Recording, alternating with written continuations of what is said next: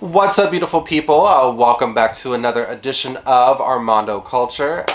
As you can see in the title below, we are swan diving right into the world of Chromatica that Lady Gaga has so kindly invited us to. So I knew before this album even came out, like there was no way I could do a proper reaction video. I had to dive into this world of Chromatica with my fellow little monsters, and I had my light set up, I had my earphones on ready to go, I had my Spotify on waiting for the moment it hit midnight.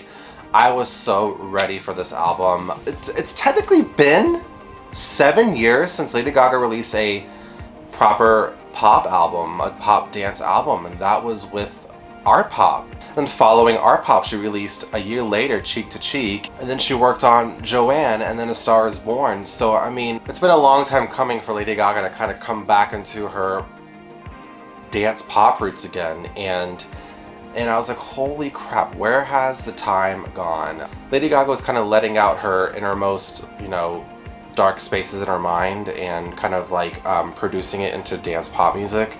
The lyrics are very deep and introspective in a way, and which I appreciate. And I have to say, Little Monsters might not agree with me, but I this is probably Lady Gaga's best studio vocal delivery.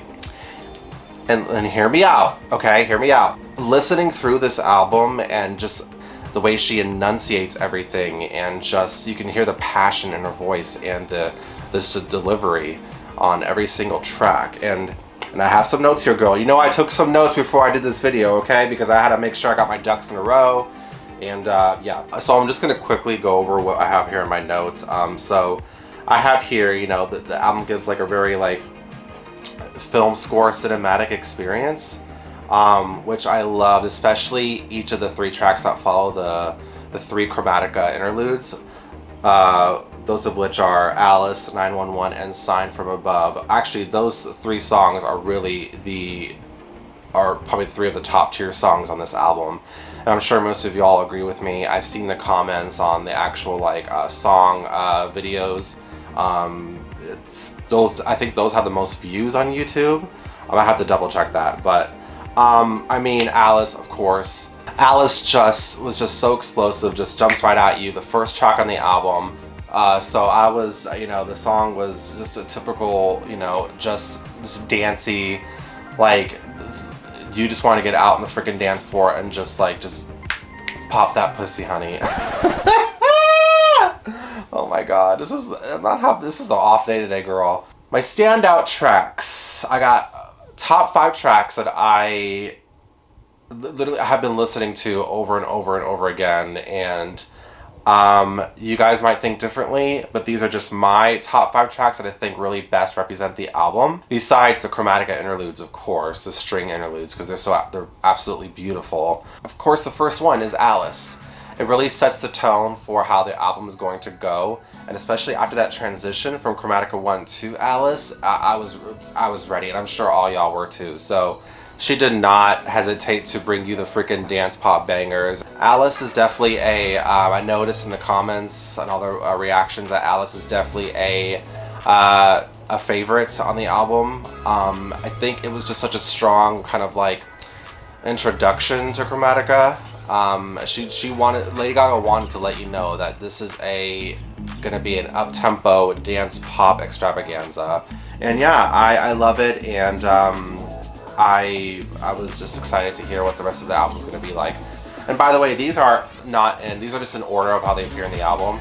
So these are just the 5 that I feel like best represent the album as a whole. So the number 2 track, Fun Tonight. I mean, when that second chorus hit, that was it for me. I was ready, man. Especially during the second chorus, the bridge of this before the second chorus, when the drums start playing. That's probably my favorite part of the song. The way that this song was constructed was just like absolutely beautiful, and yeah, it's definitely on my top 5 list of songs that I just play over and over on this album, because I just love how big and kind of dramatic it is when she sings the chorus, and It definitely falls under that example of how much conviction she puts in her voice, and it's just beautiful. Okay, the transition from Chromatica 2 to 911. I mean, enough said. That's probably every Little Monster's favorite part on this album is that transition there. I've seen so many memes and so many Twitter posts about it, and I was just like, and I was there with you guys. It took me just on a different freaking plane of existence. Like, and I have to say, and only a few agree with me, that 911 definitely took me back to the Fame Gaga days, just with her using that like kind of robotic vocoder on her voice that she used during the verses, and it was just it's probably the most like kind of electro pop song on the album, I believe. I just imagine like Gigi Goode like putting on her whole little robot shtick and like performing the song like, you know, that same kind of like, you know, I don't know. Just something that I imagined happening, and I would love Gigi Goode. Gigi Goode, if you see this, then I totally recommend you create or do a show performing to 911 by Lady Gaga, because I'm obsessed, and I just pictured her doing her little like robot character to that song that would just like, I think it would just blend so perfectly. So I haven't even got to my favorite song on the album yet. Like, I have a top 5, but I feel like this is the song that I play the most out of all the tracks. This and the one following this one. But Chromatica 3, transitioning to Sign from Above. Oh my heavens. I mean, it totally took me by surprise. Because when she first announced the track listing, I swore that like Sign from Above and 1,000 Doves were gonna be ballads. I just assumed. I mean, every single album Lady Gaga's released has either had a lower tempo song or a ballad. And you know, it's freaking Elton John. I mean, you thought this would be some big like ballad, you know, that she was gonna perform on stage one day once this whole thing passes, and she would be sitting on the piano, Elton John would be right next to her singing the song. I just assumed it was gonna be a ballad of some kind. And I'm telling you, it took me by surprise. It's probably the most like, I think it was produced by Axwell and Ingrosso, or just Axwell. I'm not 100% on that. I don't know if you guys all noticed this, but there is a sound of like what kind of sounds like a flute during the post-chorus, which is the part where right before she says, "Healed my heart, heard a sign." Healed my heart, heard a sign. Like, that did it for me. That was it. It was the littlest kind of nuance like that. It just makes all the difference, you know, just adding that extra kind of element into the song.